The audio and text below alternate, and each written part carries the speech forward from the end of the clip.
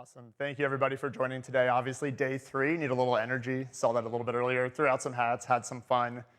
But thanks for joining us for going beyond AI hype. How do we kind of take some of those systems that we all built, maybe have the idea of building, and move it from a system that's a little bit of a black box? We have concern. Our CISOs are saying, hey, what does this do? How does it operate?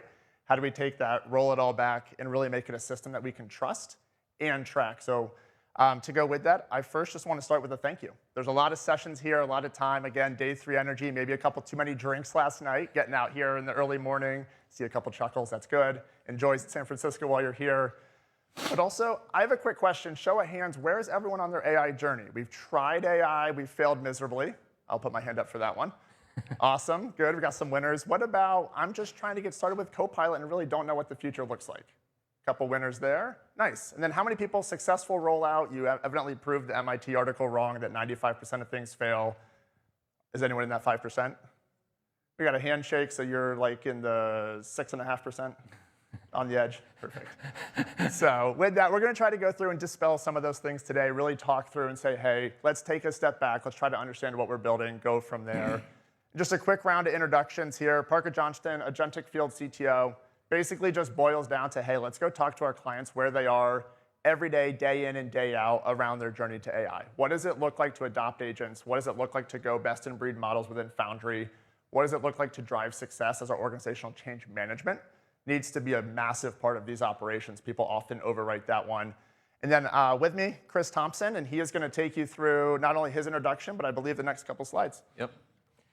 Hi, everybody. Chris Thompson, AI architect at Insight. I'm boots on the ground out there day to day, helping enterprises bring AI in and do it with good governance policies and responsible AI. So I'm very passionate about that. By the end of this session, you'll know. All right. There are 3 big ideas. I'm orienting myself. There are 3 big ideas we want you to take away today, right? The first, recognize the common barriers that make AI feel untrusted and hard to scale. Second, learn practical strategies to make AI decisions explainable, traceable, and auditable. You're going to hear those repeated throughout this presentation. It's kind of the theme. And third, see how Microsoft technologies from Azure, AI Foundry, and responsible AI dashboards help turn those strategies into a reality. Think of this session as a blueprint, not theory, but how real teams are doing this successfully today. Perfect. I'll take it from here. Awesome. So I think with that, thanks, Chris, for kind of, hey, we're going to walk out of here with some knowledge. We're going to do things. We're going to start with level setting, though. How many people have sat in a room and said, I'm just going to use an example we're going to get to later today. Precision and accuracy are the same thing. How many people have sat with their folks as you're trying to determine a project? Or maybe what's explainability versus probabilistic, deterministic AI? All these terms just get used. We want to level set on them so as you go into those next conversations, we're all talking from the same playing field, talking through terms that need to be there. And I think it starts with kind of what I just alluded to there, deterministic. So let's give something the same input. Maybe it's a barcode price lookup. We're going to avoid AI here before we dive into an AI term. But every time I do something, I need to get the same result. Am I scanning a barcode for the same price? Am I trying to go through maybe a rule-based loan check? That's a solid opportunity for AI in there. That's going to be a deterministic outcome. Every time I do something, I get the same result set as compared to what the industry also loves to talk about, which is probabilistic, saying, hey, fraud detection is a great use case in this instance. I know within confidence or within a range of maybe 85% that I need to flag that as fraud. It's not going to be the same every time. I might have different inputs. I might get a different result set out of it depending on the customer's spend, depending on where they're deciding to purchase. Maybe they always go to the same grocery store. This is cropping up in a different location or different geo. And then finally, I think with that is also just generative AI responses is really the more probabilistic side of things. I put in an outcome. Everyone loves ChatGPT. Maybe I go to AI Foundry, type in something. I get a different result set back. It's more probabilistic. And then that kind of leads into the next layer here that everyone needs to be cautious of as you go through this. So all right, we have maybe a legal firm coming in and saying, hey, as you're bringing AI out, we need to talk through these 3 main areas. The first one is bias. How do we go through, and when an AI system consistently favors one group over another, you can see there's an example down there for maybe it's hiring. Everyone's had those interviews recently. Upload your resume, go talk to them. there's lawsuits out there that say, hey, based on someone's dialect, based on someone's maybe speech patterns, they might not be the best fit because they're an international individual working for a US-based company. Go read the news, lots of lawsuits around it. Not the best practice. We all don't like doing them. And then I think fairness is the other one. So as you look at fairness, it's how you measure whether the values and the outcomes are equitable. So equity, obviously a big situation. We don't want to go through, again, to the loan approval example and say, hey, we're not going to be as diverse or fair based on the knowledge that we have of an individual within our AI practice. Maybe it's based on their job title, last name, race that might be going into it. We need to make sure that our AI models that we're designing are equal across the board from that perspective. And then finally, accountability. This is the clear responsibility for who owns those decisions and outcomes. This is going to say, hey, we have accountability across the board. We're going to go to this individual because they're the ones that made that code. They're the ones that made that model. And there's an example for you. A retail company that tracks which AI model version set the pricing and which AI model might also have been deployed and correct those errors if possible. So we really need to get back to what we're going to kind of be talking through after we level set here, which is a lot of how do we go through and explain this as best as possible. And then finally, this is the one I talked about earlier. I'm just going to build it out so we can quickly talk to it. Accurate and precise. Everyone says, oh, I want my results to be very precise. Do you? Because they're wrong. So that's one thing to consider as that perspective. We want them to be very accurate, or we want to take a capability and say, so let's go back through it. Accuracy, obviously, how close to correctness are we? Maybe it's a medical diagnosis. We're looking at an MRI. We don't want to kind of go askew. We want it to be very accurate.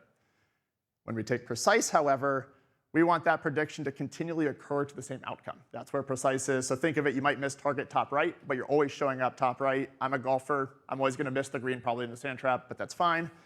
So that's the vision that the model consistently labels as kind of the output. So just kind of something to keep in mind there as you're going through it from that perspective. And I think Chris is going to go through a little bit more here from explainability. Yep. Thanks.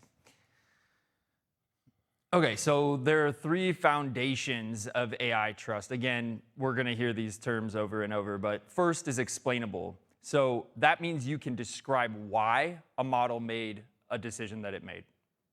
So an example would be a customer support rep sees why an AI suggested certain resolution, right? Next, we have interpretability. So you can understand how it made the decision that it made, like reading the rules in a decision tree. Example, right, decision trees, very interpretable. There's clear factor weightings that you can read within that type of model. And third, must be auditable. So you can prove and reproduce what happened, and you know when it happened, and you know why it happened. So the key takeaway is explainability gives you insight, right? And auditability gives you the evidence. An example of auditability, if a user reported that a customer service chatbot was biased in some way, if you've done your work properly, right, following these guidelines, then you can go back and review that exchange that that user had and be able to understand what happened there and why they might be feeling the bias. So transparency is about visibility, showing what's under the hood. And trust is about reliability, so proving that what's under the hood behaves consistently and ethically. And transparency doesn't automatically equal trust. You can show someone your model, but they won't trust it unless you can validate it. Perfect. Awesome. So I think with that, we ended on trust. The whole conversation was how do we build trust with our models, right? That's why everyone's here. We level set. Thank you for giving us that opportunity. We just didn't want to dive into a whole bunch of weird things without a little bit of level setting there. And it leads me to this. So AI trust gap. This is something that most organizations are facing right now is 70% enterprises are going to experiment with AI. This goes back to the 95% or the 6.5% over here for the one fella, is 30% aren't going to do it at scale. It's going to be on someone's laptop. It's going to be a small one-off agent, maybe before they got an Entra, Agent 365 persona that we can give them. But it really digs in and says, OK, what's to happen and how is this to be successful from there? It's a weird situation to be in. All of us struggle with it. We want to spend the money, roll these out as best as possible to scale. And with that leads to, I think, the first situation here, which is opaque models, right? First thing we're going to talk about, businesses call it a black box. We're going to shout it out, get a little involved here. What do regulators probably call that as well? If it's a black box, no one knows what's going on. Non-compliant. Close to the same thing. But hey, we're going to do this. It's non-compliant. We're not sure what's happening. How do we drive value, and how do we continue to move forward from there? With that, obviously, whoops, I saw some photos. I'll go back. Awesome. I'm just happy people like it. So fun design. Enjoy it. With that, I think it comes down to, obviously, it's Ignite. Let's focus on what Microsoft gives us best in breed out of the box. Obviously, I think there were some announcements maybe 48 hours ago that might change a few of these things when they come out of preview.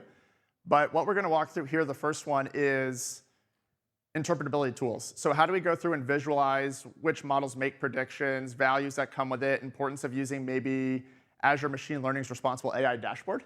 I think that's a big one. How do we dig in and understand actually what's going on? And then tracing and logging, you're probably going to hear this term. It might be a little bit difficult to read there, apologies. But tracing and logging, I think you're going to hear that continuously as we go through this. Capture every prompt, every output, every reason that happened, to go back to what Chris alluded to earlier, which is that transparency in the way that we're going to build trust. We can explain what's happening, explain how we're going through it, and AI Foundry is a great location for that one.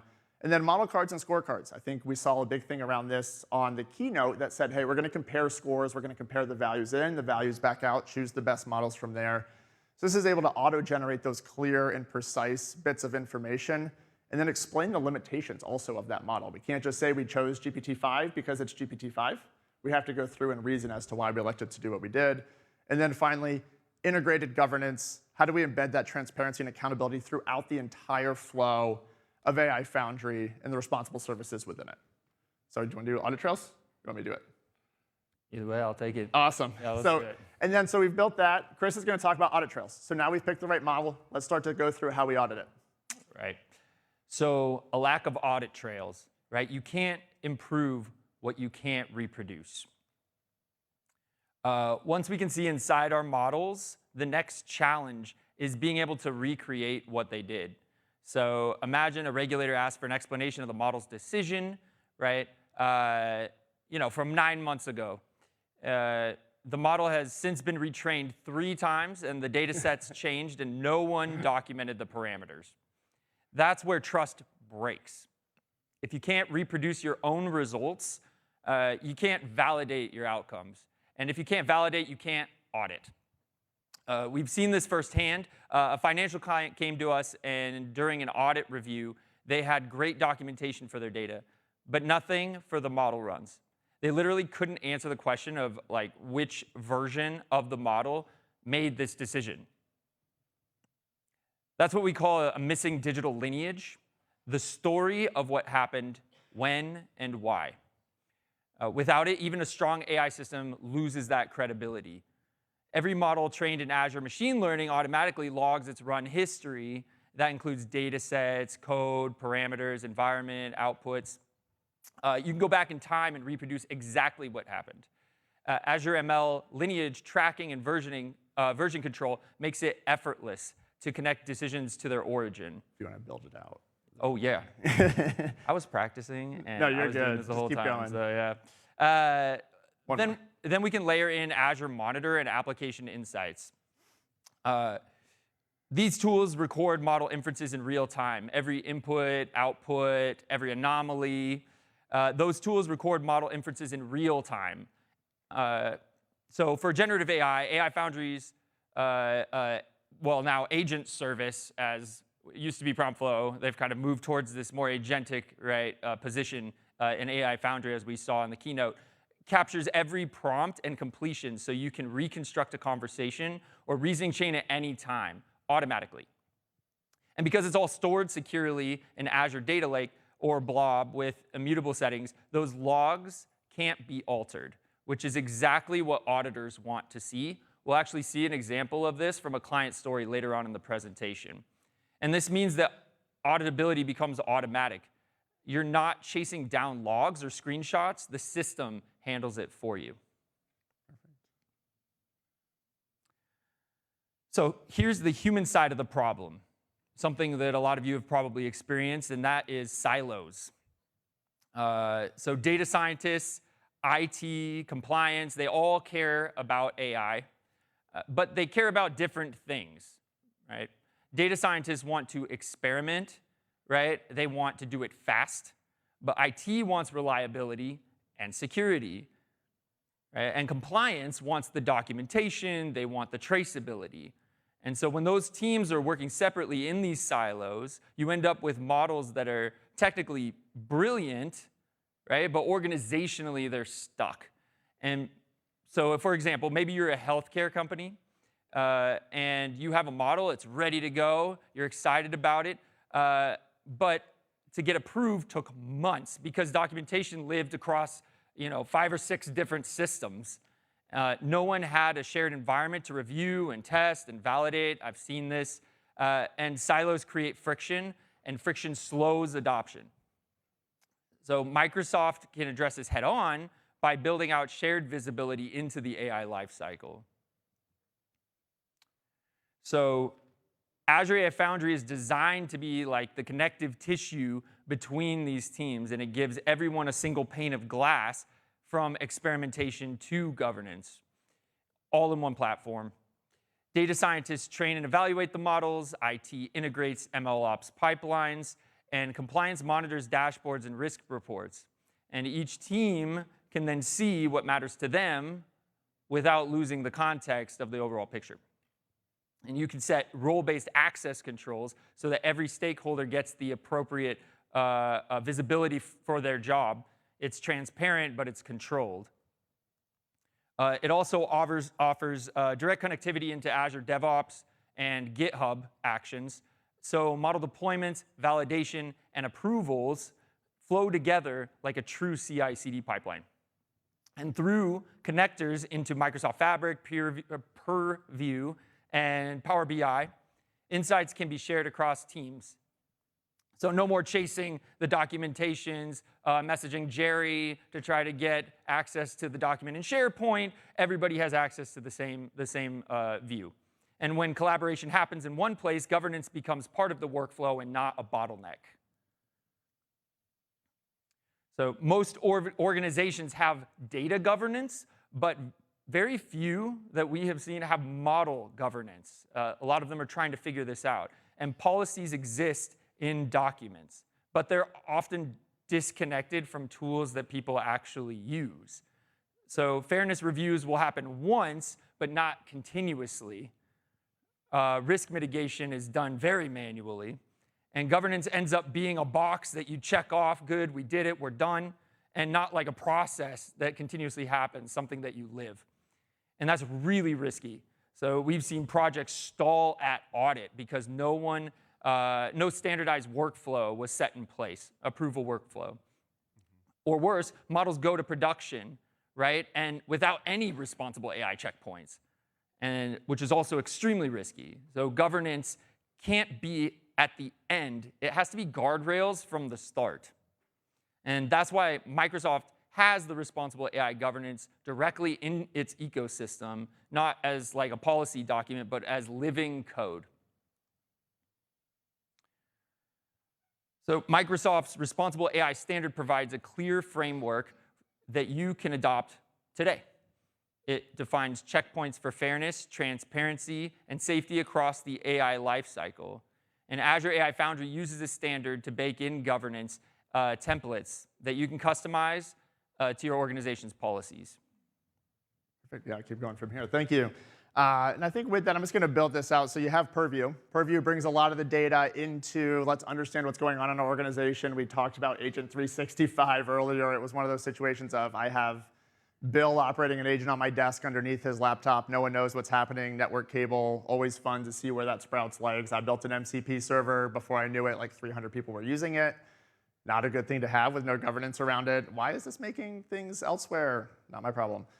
Azure policy, same thing. Let's make sure we're only deploying what our capabilities need to be. Let's make a policy that says you can only deploy these assets, or if you are to deploy an asset, it has to have logging, monitoring, and management somewhere behind it. And then finally, the responsible AI scorecard. Let's enforce those rules. Let's make sure we're doing things properly so that if someone does come, as we talked about earlier, from an auditing standpoint, or just a generalized capability standpoint, we can say this is exactly what happened because that scorecard and all of these standards for the policy and Purview are in place.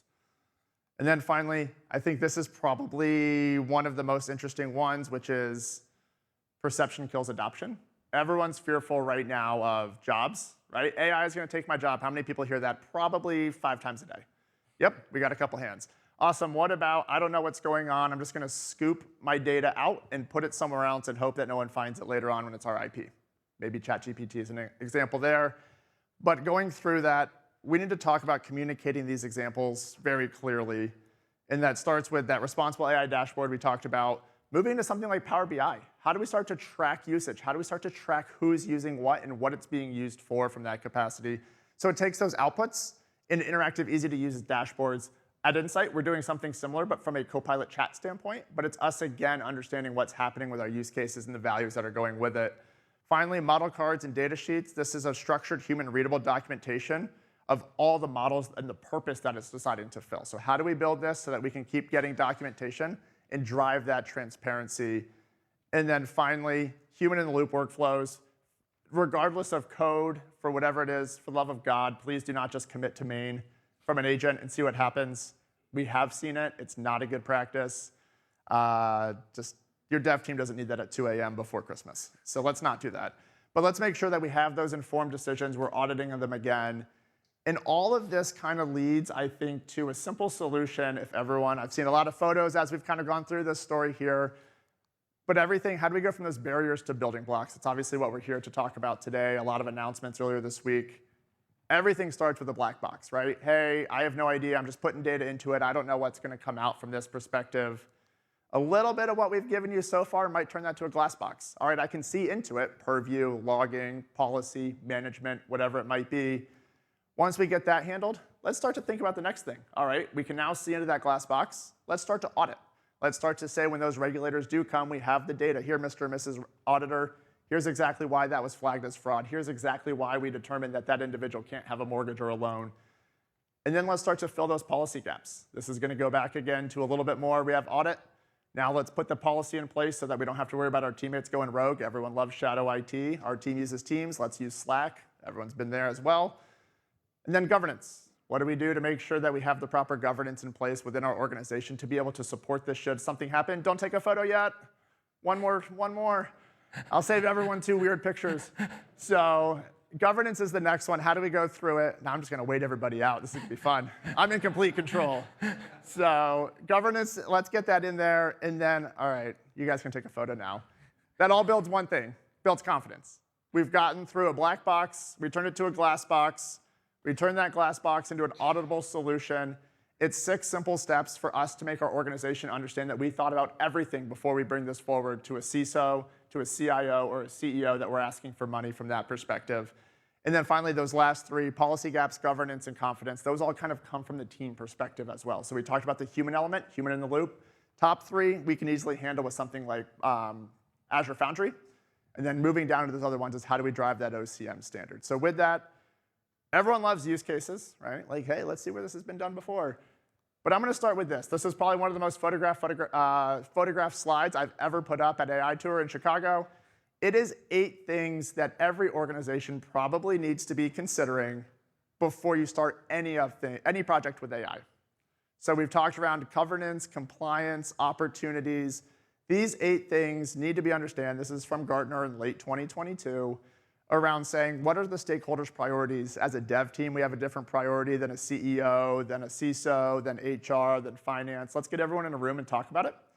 How do we go through and tell the value story? How do we go and say, get to teammates? I'm going to give you this great tool. You're going to get better employment. You're going to get more satisfaction out of your job. One of the other big ones, I have 2 more that I want to hit on. Lower right-hand corner for you all is definitely those AI value enablers. How do we go through and make sure that our organization is ready for change? Whether it's with our data ribbon, the capabilities we have within that, or if it's within our culture and our teams. That's a big one. How do we educate them if they're not ready for it or resistant to change? And then finally, how do we exploit it? And that's not saying security exploit. That's how do we drive it across our organization. We've just spent all of this money once. I want everyone to use it. I don't want it to simply be a solution that works for one organization. So let's talk through how we leverage, grow, optimize, re-optimize, reinforce this from an educational standpoint, and continue to move forward from there. So great use case. We have fun ones coming here for Chris to walk through as we go forward. I love that slide. All right, so here's how responsible AI is transforming emergency care at scale. beyond that, we'll see an education use case next. So one of the largest emergency medical service companies in the US had this challenge they brought to us, and they needed to reduce the variability in their clinical protocols. So they're prescribing some medicines for a particular condition, and they need to know every single medication, right, that, say, could conflict with the particular protocol that they're prescribing. And that will help it was supposed to help medical directors make faster, more consistent decisions. And because in emergency care, every second counts, right? So what was the solution? So with our expertise in Microsoft AI technology, we were able to build out an AI clinical application using Azure OpenAI and AI Foundry. And here's what it delivered. I was able to analyze treatment protocols with references included, right, to the source material. It was crucial for them to, so in a traditional RAG situation, right, maybe you're okay with where, if you want to get a little technical, right, we're talking about like recall and precision, right, you're okay with a couple misses, right? They were hard set on making sure that every time they asked a question that they got every single medication, right, brought back to them with reference to that. If we weren't 100%, they were not happy. So we were able to reach extremely close to that target. 100% is tough, but they were happy, right? And it gave them also actionable insights for medical directors. And we deployed this to a secure landing zone. So we do end-to-end deployments. So we deployed the landing zone plus the application for the client. And it also offered a seamless user interface for them. And we did a back and forth to make sure that the user experience was up to their standards. And importantly, every recommendation that we made, right, this is the responsible AI part of things, it was explainable. We could go back to the source material and cite exactly where that protocol came from, right? And if you've done RAG, you would say, well, this is a fairly simple RAG use case, but it's powerful, especially when we're talking about high-risk situations, such as the medical industry.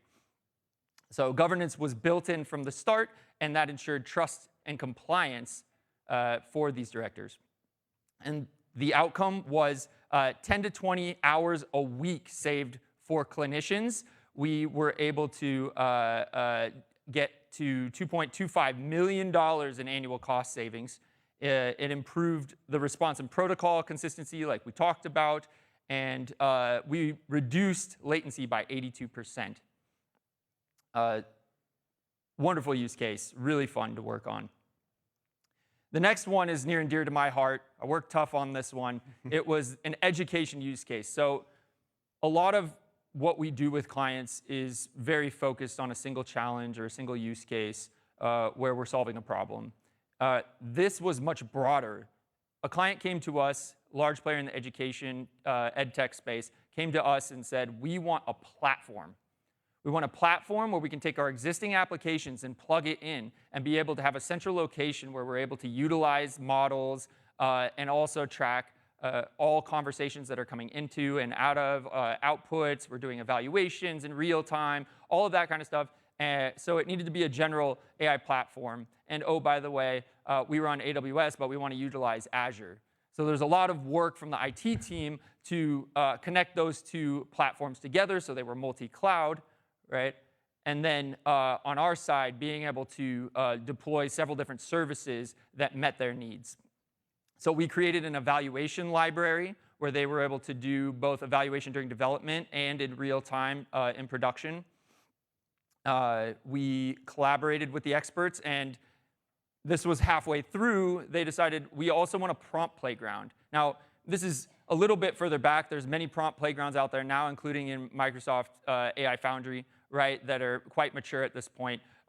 This was a while back, and we needed to build them something. And part of it was the current implementations didn't quite meet their standards. And so we were able to collaborate with them and build out a prompt playground that met exactly their workflow, rather than them having to conform to some solution that already exists. And we also built a prompt management system. I cannot stress how important this is. So the new paradigm with generative AI is that instead of thinking in terms of managing models, unless you're fine-tuning models, of course, then it plays, right? But instead of thinking models, we replace models with prompts.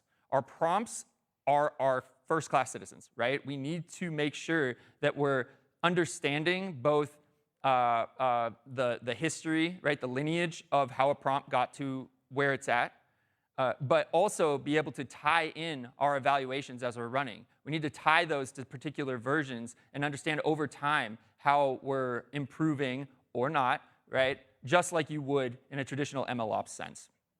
So we were able to build out that system from the ground up. Again, there are solutions out there, but they wanted something that conformed to what they were trying to do, so that was built from scratch. And importantly, we implemented an auditing system. So there's that auditing word again, to capture every single interaction. And it was actually really important. It's always really important. Put that out there. In this case, it's a highly sensitive area because what we're dealing with are students. The idea is that teachers are submitting questions in real time along with student feedback in a classroom. So in a classroom, they ask a question, students submit their feedback, the teacher clicks a button, and they're able to get these results to understand how the students are faring in the class, right? Now, if students are submitting something dangerous, right, that may flag violence or what have you, we need to be able to understand that, and that was a tricky business as well because it also depended on the grade. So you can imagine if a first grader is talking about genocide versus a 12th grader talking about genocide, those are two different scenarios. We might be worried about a first grader talking about murder versus like a 12th grader who may be studying something sensitive like an event that happened in history where that was occurring. And so we really needed to get fine-grained in understanding like when and where and how we actually flag these things, and we need to track everything in the auditing system. So we designed it to be robust against that use case. And that ensured, of course, transparency and accountability should they get audited, should something terrible happen and they need to go back and track and understand why. Why did this happen, right? Why did this get flagged? Why was the student answer submitted? Or where it was from. So the result was a highly scalable platform capable of processing thousands of requests per minute. We're talking, there was something like 75,000 teachers, over 1 million students, right? And we had to do all these calculations to understand, when teachers might be submitting, understanding school days, school times, all of that, to understand how to design the platform to be robust and scalable.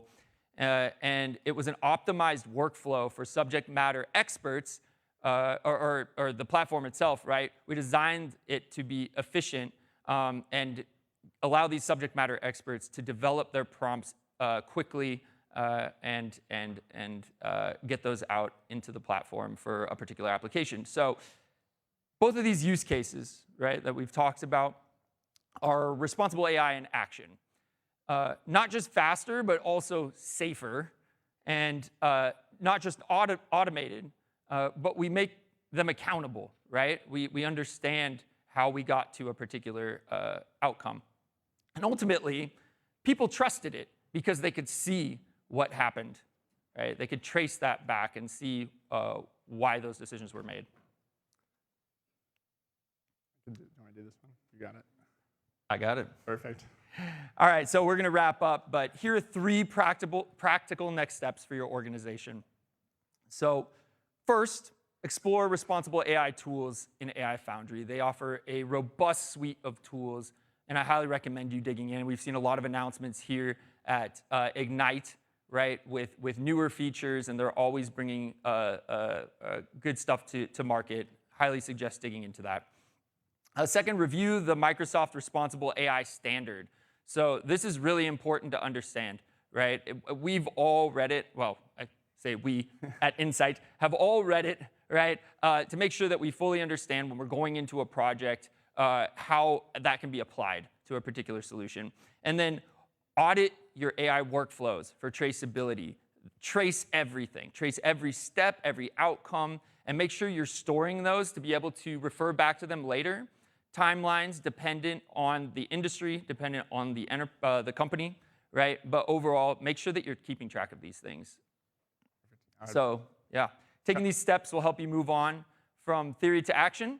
and build AI systems that are trusted, explainable, and ready for real-world impact.